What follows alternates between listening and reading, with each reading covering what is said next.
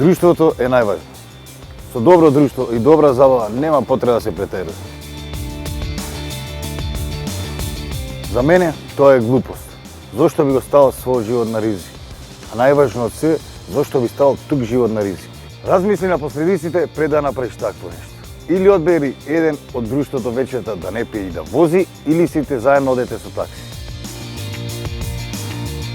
Губиш контрола, а не си и свој. Во моментот и не приметуваш. Последиците се страшни следниот ден.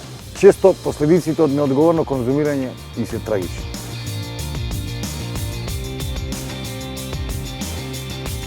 Претераното конзумирање на алкохол е проблем.